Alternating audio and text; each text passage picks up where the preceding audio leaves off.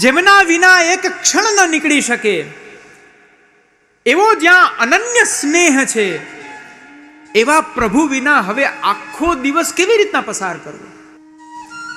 શું કરું? મને ક્ષણે ક્ષણે આપ સૌને એ ઉપદેશ દેવાનું મન થાય.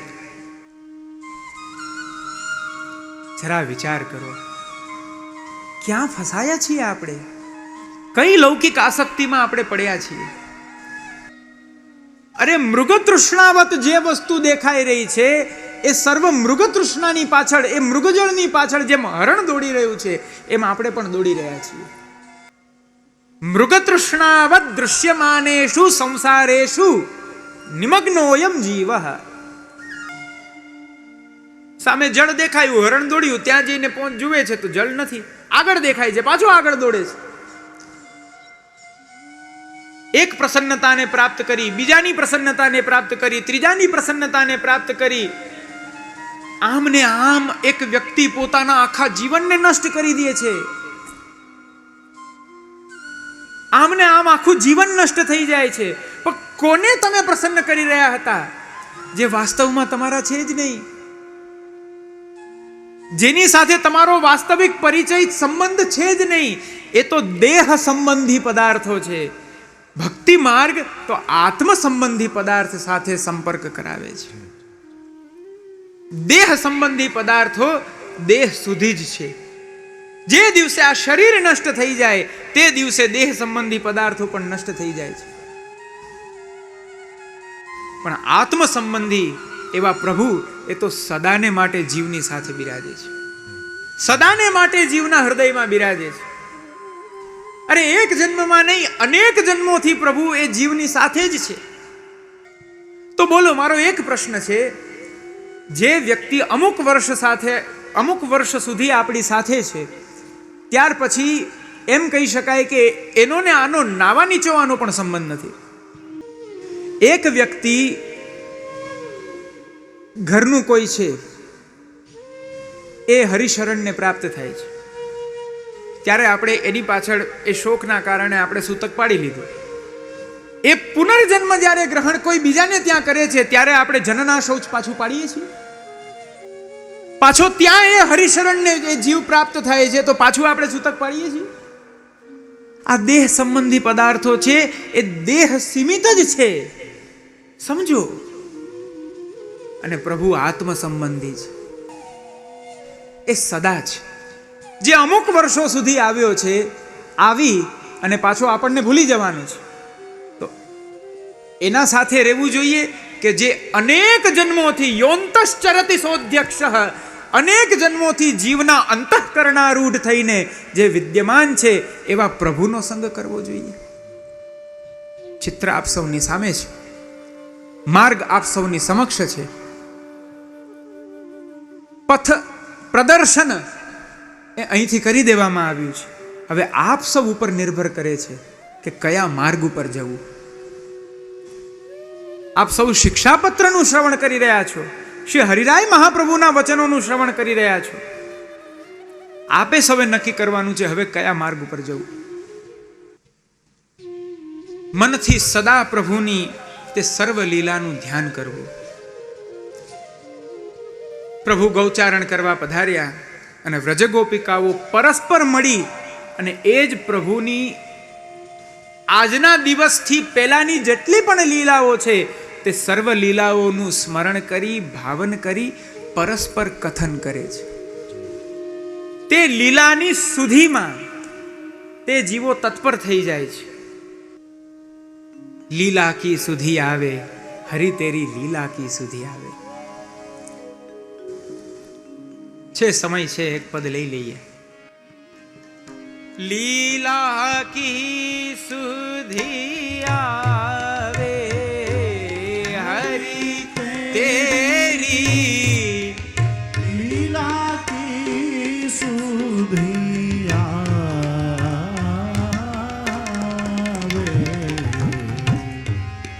કમલ નયન મન મોહન મૂરતિ મન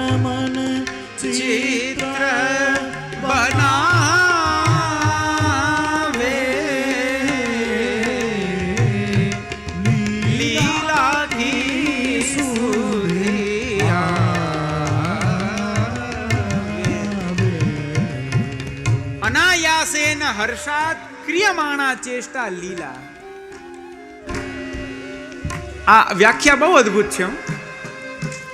અનાયાસ, કોઈ કારણ વિના, પોતાના જીવને જોઈને, અંતઃકરણમાં અલૌકિક આહલાદ પ્રકટ કરીને, હૃદયમાં અલૌકિક હર્ષને પ્રકટ કરીને કે મારો જીવ મારા માટે આવ્યો,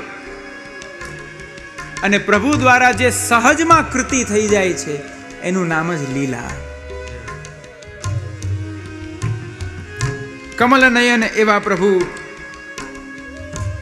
મન ચિત્ર બનાવે, એવા વિભિન્ન વિભિન્ન સ્વરૂપોથી જીવોને દર્શન આપે, જીવોને દર્શન આપી અને એમના હૃદયના તાપની નિવૃત્તિ કરે. ત્યાર પછી એ લીલાનું, એ મુખમાધુરીનું વિસ્મરણ જીવને ક્યારે પણ નથી થતું. કોના માટે પધારે? આપણા જેવા જીવોને માટે. તથા પરમહંસાનામ મુનિનામ અમલાત્મનામ ભક્તિ યોગ વિધાનાર્થમ કથમ પશ્યેમહે સ્ત્રિયઃ. પરમહંસ એવા અનન્ય નિસ્સાધન જીવોના હૃદયમાં અલૌકિક ભક્તિ માર્ગનું પ્રસ્થાપન કરવાને માટે, અલૌકિક પોતાના રસનું પ્રસ્થાપન કરવાને માટે, અલૌકિક રીતના પોતાની લીલા દ્વારા તે જીવોના હૃદયમાં પ્રવેશ કરવાને માટે પ્રભુનું પ્રાકટ્ય આ ભૂતલ ઉપર થયું છે. આ પ્રાકટ્ય અનુગ્રહાત્મક છે. યસ્યાવતારો ભૂતાનામ ક્ષેમાય ચ ભવાય ચ. પ્રભુનું પ્રાકટ્ય આ ભૂતલ પર જીવોને પરમ સુખ દેવાને માટે થયું છે. એવા પ્રભુ કૃપા વિચારીને જ્યારે પધારે અને સર્વ લીલા કરે તો એમનો જીવ એ લીલાનું વિસ્મરણ કેમ કરી શકે? આપ સૌ પરમાનંદદાસજીને કહો કે અમે તો કરી દીધું. અરે સ્મરણ થયું હોય તો વિસ્મરણ થાય ને. મુખ મુસકાની બંક અવલોકની હાસો જનોન્માદ કરી છે માયા. પ્રભુનું હાસ્ય કેવું છે ખબર છે? ઉન્માદ પ્રકટ કરી દે, જીવને વિક્ષિપ્ત કરી દે. ચત્રબુદ્ધ દાસજી શ્રી ગિરિરાજજી ઉપર જઈ અને જે પ્રભુના દર્શન કરી વિપ્રયોગ અવસ્થામાં જે પ્રભુને વિજ્ઞપ્તિ કરી રહ્યા છે પોતાના પદ દ્વારા, હે ગોવર્ધનવાસી, હવે આપના વિના નથી રહેવાતું, હવે હું રહી નથી શકતો. એનું કારણ એ છે કે એક તો આપે કૃપા વિચારીને મારું વરણ કર્યું, અને મારા વરણ, આપના એ વરણ કર્યા પછી આપે અનેક વખત આપના સુંદર અલૌકિક મધુર હાસ્ય દ્વારા આપના મુખ કમલનું પાન મને કરાવી દીધું. હવે આ એક પેલો કે ને ચસ્કો, આ જેને લાગી ગયો પછી હવે એના વિના એ કેમ રહી શકે? બંકચિત મુસકાય કે લાલ સુંદર બદન દિખાઈ લોચન તલફે મીન જો લાલ પલછિન કલ્પ વિહાય.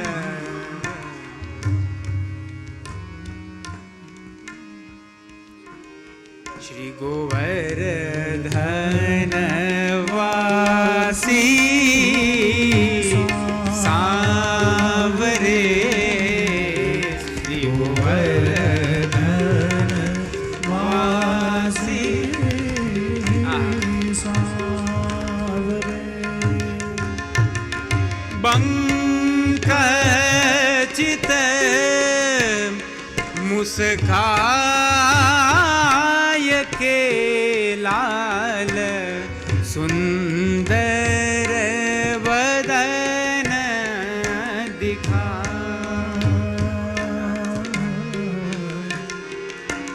લોચન તલફે મીન જો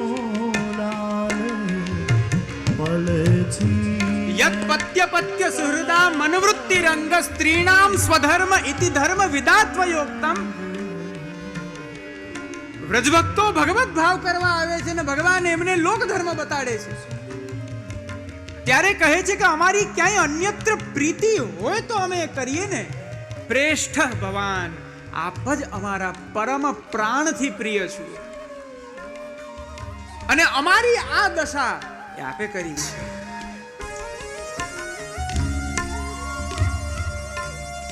પાછું સારણ લઈ લેજો, નહીતર આ પદ પૂરું નહીં થાય.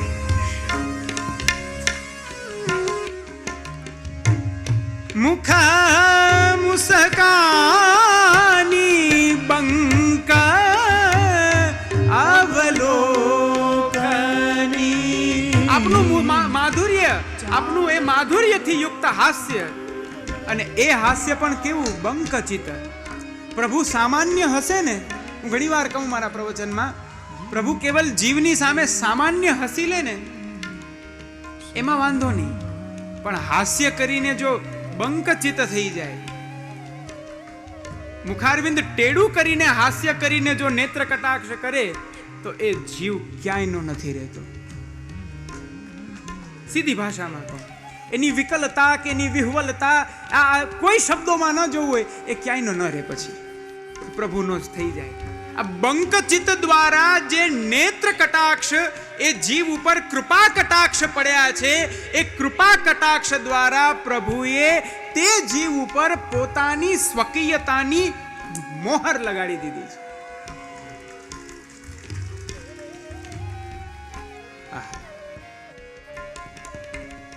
આવા પ્રકારે જો આપ અમને દર્શન આપો તો પછી આપની લીલાની તો સુધી આવે. આ પદના ગાન માત્રથી શ્રી મહાપ્રભુજી આપ 3 દિવસ મૂર્છામાં બિરાજ્યા છે. પરમાનંદાસજીને ત્યાં પ્રસંગ જોજો. કબહુ કની વીર તિમિર આલિંગન કબહુ કપી સુરગા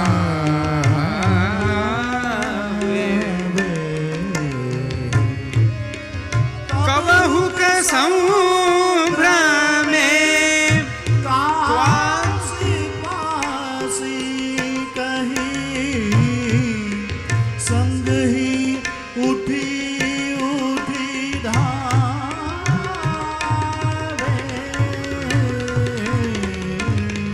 લીલા કી સુધી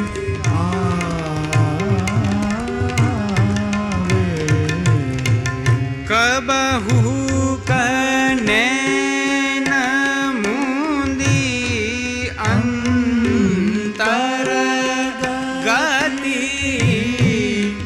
મણિમાલા પહેરા. આ એક વાક્યની અંદર એક લીલાઓ છે, પણ સમય બહુ ગતિશીલ છે. આજે કમસે કમ 5-6 શ્લોકો તો જોઈ લઈએ. અદ્ભુત પદ છે આ, અદ્ભુત વર્ણન છે. ક્યારેક પ્રભુનું આલિંગન, આશ્લેષ સેવનમ ચાપી, પ્રભુનો સ્પર્શ જે જીવને પ્રાપ્ત થઈ જાય.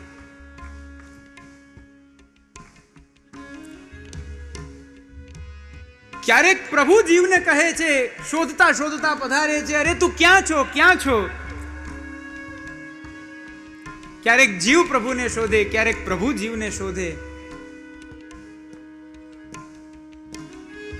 ભોગ્ય જીવ છે તો ભોગતા ભગવાન છે.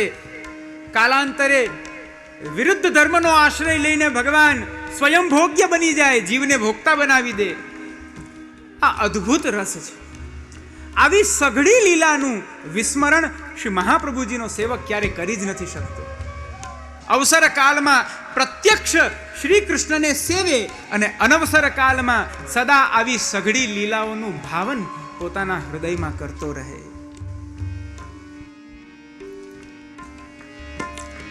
પરમાનંદ શ્યામ ધ્યાન कैसे विरह गवावे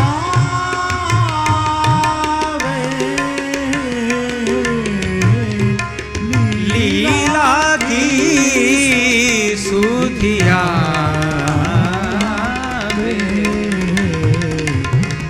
लीला की सभी गाइए सुधियावे हरि तेरी लीला की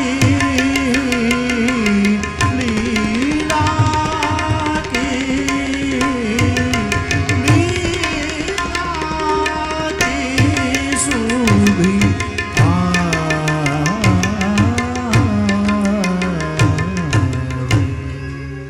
गोप्यः कृष्णे वनं याते तमनुद्रुतचेतसः कृष्णलीला प्रगायन्त्यो निन्युर्दुःखेन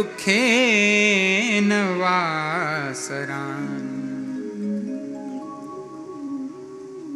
પ્રભુ ગૌચારણ કરવા પધારે છે ત્યારે કેવલ પ્રભુ એકલા નથી પધારતા. તમનુદ્રુત ચેતસઃ, તે વ્રજ ગોપિકાઓના હૃદયને પણ એમના ચિત્તને પણ સાથે લઈને પધારી જાય છે. જ્યાં જ્યાં જે સ્થળે પ્રભુ જે જે લીલાઓ કરે છે, આ વ્રજ ગોપિકાઓ એ વિપ્રયોગ સામયિક સર્વાત્મ ભાવને પ્રકટ કરી જ્યાં છે ત્યાંથી જ પ્રભુની તે સર્વ લીલાને જુએ છે, સર્વ લીલાના દર્શન કરે છે અને સર્વ લીલાના દર્શન કરી પ્રભુનું ભાવન પોતાના હૃદયમાં કરે છે. વિરહ સામયિક સર્વાત્મ ભાવ બહુ અદ્ભુત પદાર્થ છે. આ એવું ફલ છે કે આ જીવના સાધન સાધ્ય ફલ નથી. આ તો શ્રી મહાપ્રભુજી, શ્રી ઠાકોરજી, શ્રી યમુનાજી અને શ્રી ગુસાઈજી આપ જો કૃપા કરીને જીવને દાન કરે તો જ પ્રાપ્ત થાય. જ્યાં બેઠો છે જીવ ત્યાં વિપ્રયોગ અવસ્થામાં એ સર્વાત્મ ભાવ દ્વારા એ સર્વ વસ્તુને જીવ જુએ છે. ગૌચારણ કરતા કરતા પ્રભુએ લતાને સ્પર્શી, ગૌચારણ કરતા કરતા પ્રભુએ એક વૃક્ષની ઉપર પ્રભુ આપ ચડ્યા. વનની અંદર ગ્વાલ બાલોની સાથે પ્રભુએ આ રીતના ભોજન કર્યું. આ રીતના પ્રભુએ યજ્ઞપત્નીઓ ઉપર કૃપા કરી. આ રીતના પ્રભુ ત્યાં ગોપ મંડળીની સાથે ખેલે છે. અને ગૌચારણ કરતા કરતા મધ્યાહ્ન કાલમાં ગાયો પણ ચરવા નીકળી ગઈ, ગોપ બાળકો પણ ખેલી ખેલીને થાકી ગયા, ઊંઘ આવી ગઈ. ત્યારે પ્રભુ શ્રી ગિરિરાજજીની કંદરામાં અનેકવિધ નિકુંજમાં પધારીને જે લીલા કરે છે, આવી સર્વ લીલાઓનું ભાવન અનવસર કાલમાં એક વૈષ્ણવે અહર્નિશ કરવું જોઈએ. આગ્રાવાળા સ્ત્રી પુરુષના પ્રસંગમાં આવે છે, પ્રભુને રાજભોગ ધરી અને તેઓ પ્રભુની લીલાનું ભાવન કરે છે. નંદરાયજીના ઘરની લીલા, વ્રજભક્તોના ઘરની લીલા, વૃષભાનજીના ઘરની લીલા. ઉષ્ણકાલમાં પ્રભુ કયા પ્રકારે છા કરોગે છે ગોપ બાળકો સાથે. શીતકાલમાં પ્રત્યેક વ્રજભક્ત પોતાના ઘરે કેવી કેવી રીતના પ્રભુને પધરાવી, કેવી કેવી સામગ્રી અરોગાવે છે. અને વર્ષા ઋતુમાં યુગલ સ્વરૂપ આપ વનમાં પધારે છે અને એ સમયે અચાનક મેઘ આવી ગયા, વર્ષા થઈ. પ્રભુએ પોતાની જે કામર હતી એ કામરથી શ્રી સ્વામિનીજીના મસ્તકને ઢાંક્યું અને ત્યાં અનેક રત્નજડિત જે નિકુંજો હતી એમાં આપ પધાર્યા. રત્નજડિત સિંહાસન ઉપર યુગલ સ્વરૂપ બિરાજે છે. અનેક વ્રજભક્તો પ્રભુ માટે વિવિધ વિવિધ એમના મનોરથ સ્વરૂપ સામગ્રી ત્યાં સમર્પિત કરે છે. તે સર્વ સામગ્રી લઈ પ્રભુ શ્રી સ્વામિનીજીને વિનંતી કરે છે, હે રાધિકાજુ આપ અરોગો. શ્રી સ્વામિનીજી આમ શ્રી હસ્તને આમ, નહીં પ્રભુ પેલા આપ અરોગો, નહીં રાધિકાજુ પેલા આપ અરોગો. પ્રભુ આપના મુખારવિંદમાં અરોગાવે, શ્રી સ્વામિનીજી આપના મુખારવિંદમાં અરોગાવે. લલિતાજી વગેરે સર્વ ત્યાં આ લીલાના દર્શન કરે છે. એક જીવ સદાને માટે આવી સઘળી લીલાના ભાવનમાં તત્પર રહેવો જોઈએ. આ વૈષ્ણવનું સ્વરૂપ છે. અદ્ભુત ગ્રંથ છે આ શિક્ષાપત્ર. 2 દિવસ થઈ ગયા, બીજો દિવસ બસ હમણાં થોડી વારમાં પૂરો થઈ જશે. હજી 2 શ્લોક થયા. વિચાર કરો કેવો રસ છે આ. હજી તો આગળ જઈએ, અદ્ભુત બીજું શિક્ષાપત્ર, ત્રીજું શિક્ષાપત્ર. કાલે હું બહુ ઉતાવળમાં બોલી ગયો કે આપણે કદાચ 6-7 પૂરા કરી લેશું, પણ આજે એવું લાગે છે કે આપણે કદાચ 2 કે 3 પત્ર પૂરા થાય તો સારી વાત છે. પણ આ બધા એવા એક શ્લોકો છે, અને કેમ છોડી દઉં? આ વિષય પ્રાપ્ત થયો છે, આ અવસર મને પ્રાપ્ત થયો છે. આપ સૌ સુરતના શ્રોતાઓ મને પ્રાપ્ત થયા છો, અને આવા શ્રી હરિરાય મહાપ્રભુના આવા અલૌકિક રત્નરૂપ એક શ્લોકો હું કેમ જવા દઉં? કેમ જવા દઉં?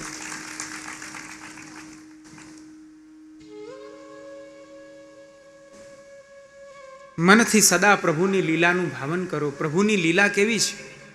જેવો જીવ તેવી લીલા. એટલા માટે જ પ્રભુની કૃતિને લીલા કહી છે. વ્યક્તિની ક્રિયા છે, દેવની ક્રીડા છે, પ્રભુની લીલા છે. શા માટે લીલા છે? મનુષ્ય અને દેવ એ જેવા છે એ તેવા જ રહી શકે છે, પણ પ્રભુ જેવા જીવો છે પોતે તેવા થઈ જાય છે. શ્રી ઠાકોરજીએ વિચાર કર્યો કે આ જીવોના સ્વભાવનું પરિવર્તન એ અશક્ય છે. બોલો, ઠાકોરજી સ્વીકારી લીધું. સ્વભાવસ્ય અન્યથા ભાવો નવૈ શક્યમ કથંચન. સ્વભાવનું અન્યથા ભાવન એ શક્ય નથી. કેટલું સરસ નિશ્ચિંતતા મળી ગઈ. હવે આપણે જેવા છીએ એવા જ બસ. શિક્ષાપત્રમાં સાંભળતા હતા ને એવું જયવલ્લભ બાબાએ કહ્યું કે ભાઈ સ્વભાવનું અન્યથા ભાવન નથી થતું, આપણે જેવા છીએ તેવા જ. એમ ને શ્રી હરિરાય મહાપ્રભુ 5 દિવસમાં આ સ્વભાવનું પરિવર્તન કરી આપશે.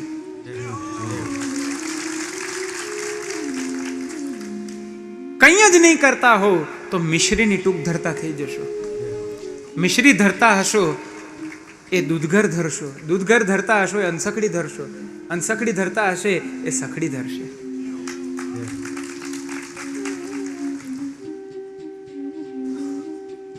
મારું કાર્ય જે છે આ પ્રસ્તુતિ થોડી છે,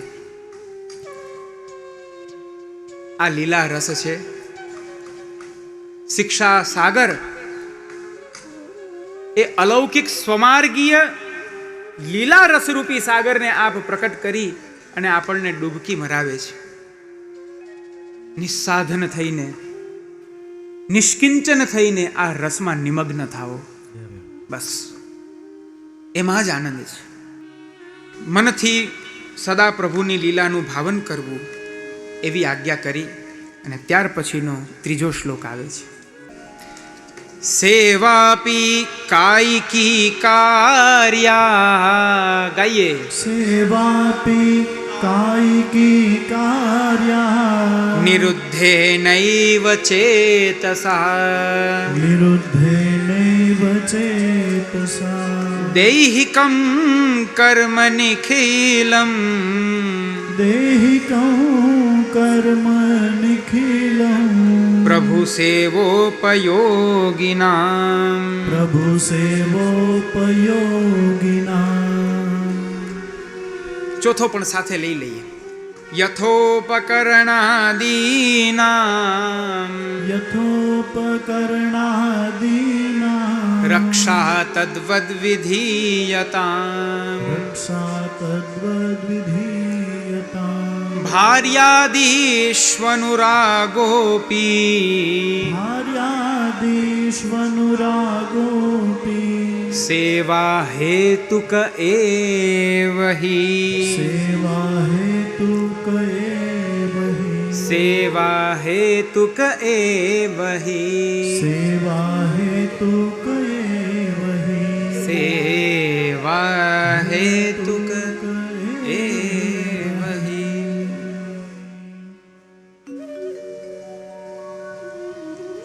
હવે અહીંયા અહીંયા વિષય આવે છે ભગવત સેવાનો.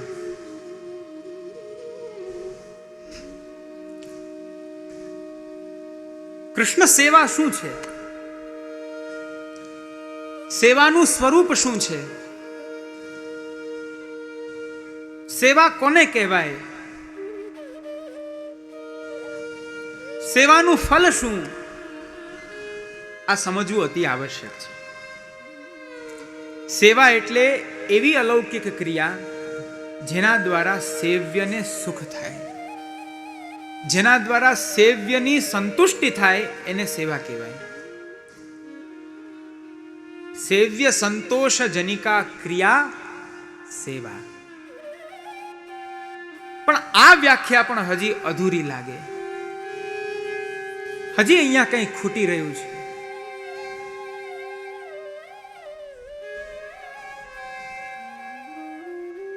સ્વસ્મિન દાસત્વાનુસંધાન પૂર્વકમ સ્વતંત્ર પુરુષાર્થત્વેન ક્રિયમાણા સેવ્ય સંતોષ જનિકા ક્રિયા સેવા. આ પરિપૂર્ણ વ્યાખ્યા છે.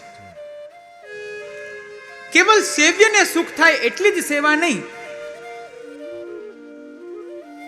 એમ તો કોઈ વ્યક્તિ બહુ પ્યાસો હોય ને તમે એની બાજુમાં જલ મૂકી દો, એ એક ક્ષણ તમે એને જલ દેવાની સેવા કરી અને એને જલ પીને તૃપ્ત થઈ ગયો તો સેવ્યને સુખ થયું, તો એ સેવા થોડી કહેવાય.